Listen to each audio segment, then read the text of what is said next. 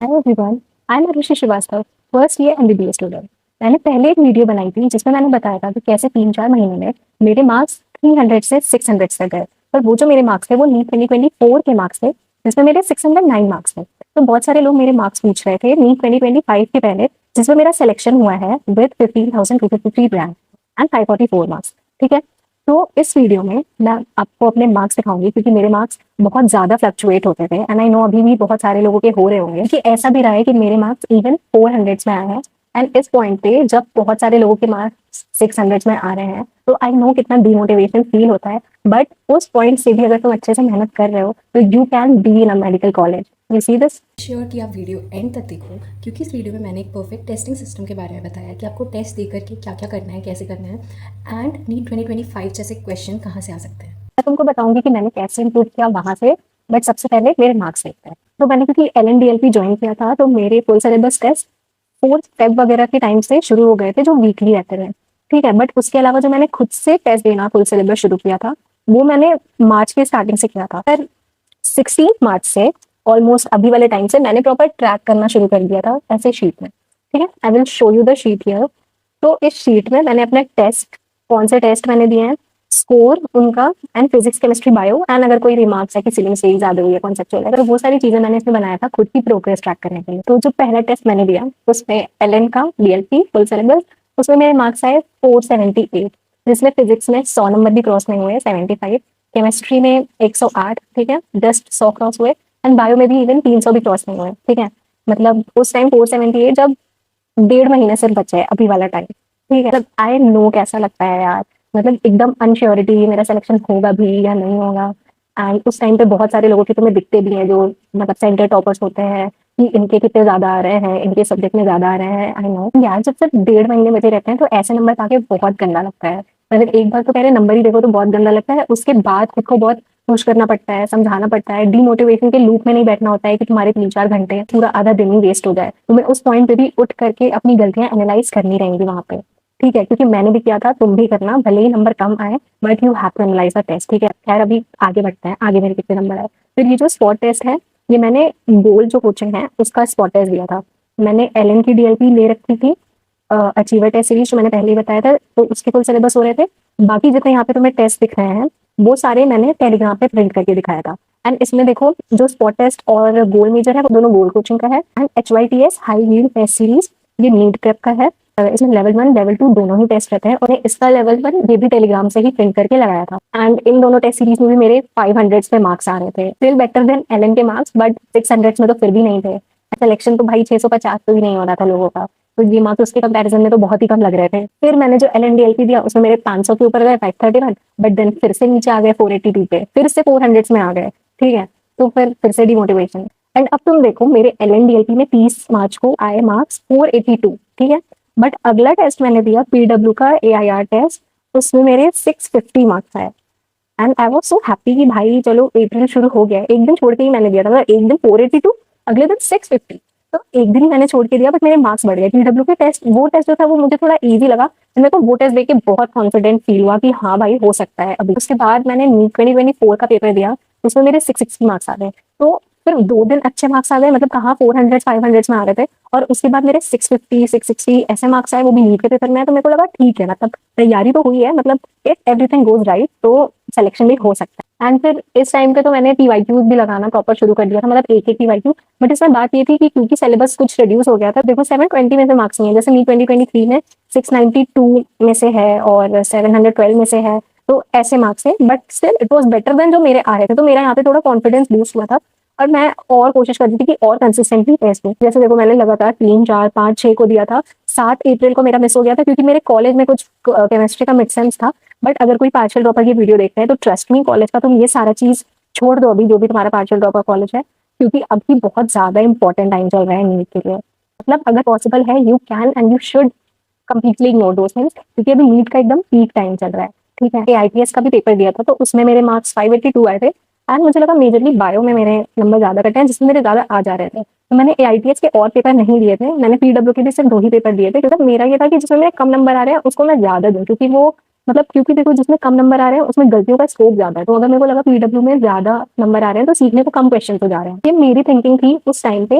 And तो मैंने देखो बाद में मेनली वाईटीएस, गोल के पेपर और एलएन की डीएलपी, मेनली इन तीनों के टेस्ट को अच्छे से दिया था along with previous year question. तो प्रीवियस ईयर क्वेश्चन भी मैंने प्रॉपर लाइन में लगाए थे, बट इसके मार्क्स मैंने नहीं लिखे थे क्योंकि बहुत रिड्यूस की वजह से और कुछ आउट ऑफ सिलेबस था, तो मेरे को लगा उतना सिग्निफिकेंट नहीं है। बाकी मैंने 10 ईयर्स तो प्रॉपर एक एक स्लॉट दे करके लगाया था हर साल का, और उसके अलावा जो क्वेश्चंस वगैरह रहते थे जब चैप्टर रिवाइज करने में मेरे को लगता था तो मैं पीवाईक्यू भी कर लेती थी उस चैप्टर का। एंड ये जो बीच में एंड वाला टाइम है इसमें तो मैंने दिन में 2-2 टेस्ट दिए थे, मतलब एक पीवाईक्यू वाला टेस्ट देती थी मैं एक स्लॉट, और दूसरे स्लॉट में मैं अपना ये देती थी, जैसे मान लो HYPS हो गया या फिर एलएन का, मतलब जो खुद से टेस्ट दे रही हूँ प्रिंट करा के, और पीवाईक्यू में 2 टेस्ट देती थी एक दिन में। मैंने लास्ट टेस्ट दिया था एलएन का डीएलपी 27 अप्रैल को, उसमें मेरे 580 मार्क्स आया, उसमें भी मेरे 600 के मार्क्स नहीं आए थे, और मुझे कुछ दिन बाद नीट का देना था। बट मैं तो ऐसी हो गई थी कि जो टेस्ट का स्कोर था उससे मैं खुद को एकदम ही अलग रखने लगी थी कि मतलब टेस्ट का स्कोर नहीं बताएगा कि तुम्हारे नीट में कितने आ रहे हैं। और इस बात को तुम भी समझ लो, मतलब मेरे मार्क्स देखो एलएन में तो इवन अभी वाले टाइम से ही 400 में भी आए हैं, और मोस्टली मोस्टली क्या एलएन में तो सब में ही 500 में आए हैं,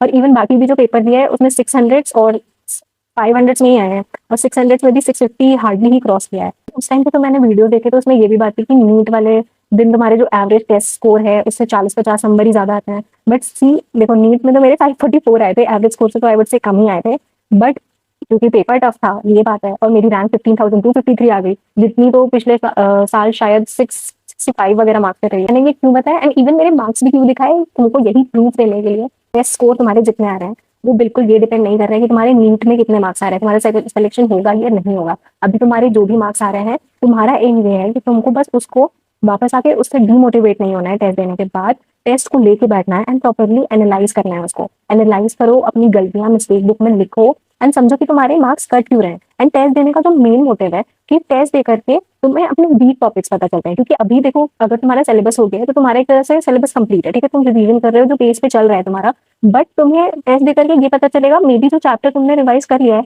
उसमें से भी कुछ टॉपिक ऐसे हैं जिसमें से तुम्हारे क्वेश्चंस गलत हो रहे हैं बार बार, ठीक है, तो तुम्हें पता चल रहा है कि तुम्हारे वीक टॉपिक क्या है। एंड इवन टेस्ट दे करके ना, जैसे जो चीज का तुम्हारा रिवीजन नहीं भी होता है, जब तुम टेस्ट को एनालाइज कर लेते हो ऐसे चैप्टर्स का जो रिवाइज नहीं है उसकी भी जो इंपॉर्टेंट चीजें हैं वो तुम रिवाइज कर ले रहे हो, क्योंकि टेस्ट में उसके क्वेश्चन आ रहे हैं, और फिर मान लो तुमसे नहीं बन रहा है बट स्टिल तुम वापस आ करके वो चीजें देख रहे हो, वो फॉर्मूलाज देख रहे हो, तो वो तुम्हारे दिमाग में ही जा रहा है, वो तुम्हारी प्रिपरेशन ही हो रही है उसकी।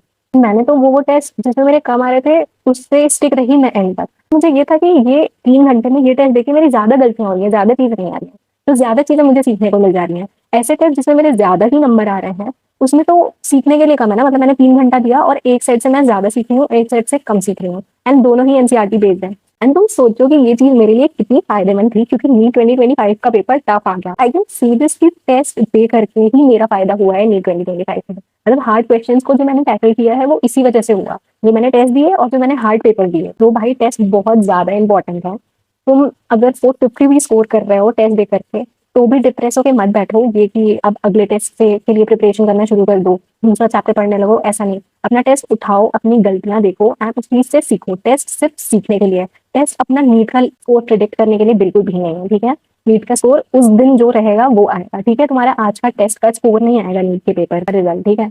एंड अगर तुमने टेस्ट एनालाइज नहीं किया तो तुम तो फिर अपने से 3 घंटे वेस्ट कर रहे हो, उसका तो कोई भी फायदा नहीं होगा कि तुमको बस जानना है स्कोर, ठीक है। तो इसमें अगर टेस्ट दे रहे हो तो उसको एनालाइज करना ही करना है, कि तुम टेस्ट देते रहोगे, टेस्ट एनालाइज करोगे तो तुम्हारे मार्क्स इवेंचुअली बढ़ जाएंगे, नीट में तुम्हें इसका रिजल्ट दिख ही जाएगा। तो तुम्हें अभी टेस्ट सीरीज इस पॉइंट पे ऐसी देना चाहिए जो एनसीईआरटी बेस्ड है, बहुत ज्यादा आउट ऑफ सिलेबस नहीं भागना है। इसमें नीट 2025 जैसे टफ क्वेश्चंस भी हैं, क्वेश्चंस तुम्हें मेमोरीज में सिस्टमैटिक तरीके से मिल जाएंगे। एंड मुझे इसमें ये अच्छा लगा कि ये टेस्ट देने के बाद इसकी जो ब्रह्मास्त्र टेस्ट सीरीज है उसके बाद इसमें एआई मिस्टेक बुक मिल जाती है। एंड एआई मिस्टेक बुक से ये फायदा है कि तुम बस टेस्ट दो, अपना स्कोर तुरंत मत देखो, बट ये देख लो कि तुम्हारे गलतियां कहाँ हुई हैं, तुम्हारी कितने क्वेश्चन गलत हैं, कितने तुमने छोड़े हैं, कहाँ क्या गलती है, ठीक है, ये देख लो। फिर उसके बाद उस हिसाब से करो, ठीक है। गलतियां देख ली तुमने, अब तुम ऐसे टॉपिक्स आइडेंटिफाई करो जो तुम्हारे वीक है, ठीक है, वो रिवाइज करो उसी टाइम पे। एंड क्वेश्चन जो ऐसे हैं जो तुमसे गलत हो रहे हैं उनको रिसॉल्व करो, ठीक है। एंड ये सब जो तुम्हारी गलतियां हुई है ना इनको देख के जाना अपने नेक्स्ट टेस्ट में, ये सब करोगे ना तो तुम्हारे मार्क्स बढ़ जाएंगे। एंड इवन प्रूव कि मोर देन 90% से ज्यादा क्वेश्चंस डायरेक्टली या फिर इनडायरेक्टली मेमोनीट की टेस्ट सीरीज से आ रहे हैं, इवन नीट 2025 में भी आए हैं।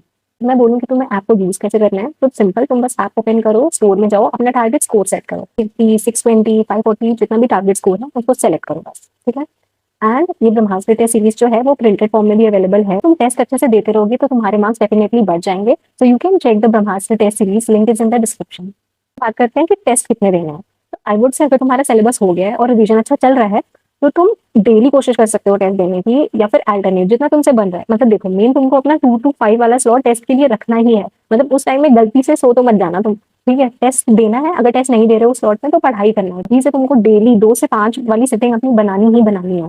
तुमसे डेली टेस्ट नहीं दिया जा रहा है तो भी ऐसे कोशिश करो कि 2-3 दिन में, 4 दिन में एक बार टेस्ट दे ही दो, क्योंकि यार देखो टेस्ट दे के रिवीजन करना है तुमको। तो भी मैंने टेस्ट सीरीज बोला है जो मैंने खुद से लगाया था, वो सारी LNDLP को छोड़ के तुम्हें टेलीग्राम पे प्रिंटेड फॉर्मेट में मिल जाएंगी। बहुत सारी ग्रुप्स रहती हैं। टेस्ट दो अच्छे से, एंड समझो कि टेस्ट का स्कोर तुम्हारा नीट का स्कोर नहीं है। मैं फिर से बोलूंगी, देखो अभी वाले टाइम पे मेरे मार्क्स 478 वगैरह आए थे ना 16 मार्च को, and see today I am in my medical college sitting in this hostel room, white coat पीछे है, ठीक है।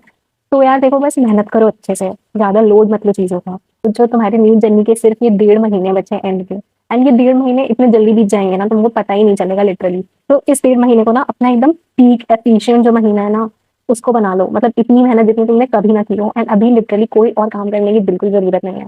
घूमना बाद में हो जाएगा, दोस्तों के साथ बाहर जाना, बातें करना, सब कुछ ये बाद में हो जाएगा। थोड़ी देर का ब्रेक लो, दिमाग को शांत करने के लिए ब्रेक लो। तुम्हें पता है तुम्हारा ये इतना ज्यादा इंपॉर्टेंट टाइम चल रहा है ना, मतलब अभी तुम्हारा माइंडसेट बहुत ज्यादा अच्छा होना चाहिए। तुम अगर किसी भी पॉइंट पे कमजोर पड़ गए ना तो फिर जितनी भी नेगेटिव फीलिंग्स हैं जो एग्जाम के पहले आ रही हैं, जितना भी प्रेशर है और नेगेटिविटी है, अनश्योरिटी है कि तुम्हारा सिलेक्शन होगा या नहीं होगा, सब तुमको ओवर पावर कर जाएंगी। तो तुम्हें अपना माइंडसेट ये सब चीजों से ऊपर रखना है। जितनी नेगेटिविटी है, अनश्योरिटी है, यार देखो अनश्योरिटी सबको है, एंड जो इस फीलिंग्स में भी अच्छे से मेहनत करेगा उसका सिलेक्शन हो जाएगा। तो तुमको बस अपनी मेहनत अच्छे से करनी है, फालतू में टाइम वेस्ट नहीं करना है। बट तुमको अपना माइंडसेट ऐसा रखना है, अगर मान लो थोड़ा बहुत टाइम वेस्ट हो गया तो उसके बाद तुमको बार बार बाउंस बैक करना है, ठीक है। तो यार अच्छे से मेहनत करो बस, and all the very best. Motivation आएगा but don't let it overpower you, okay. That's it for today. यार अब जाओ, जाकर अच्छे से पढ़ाई करो, ठीक है। बाय।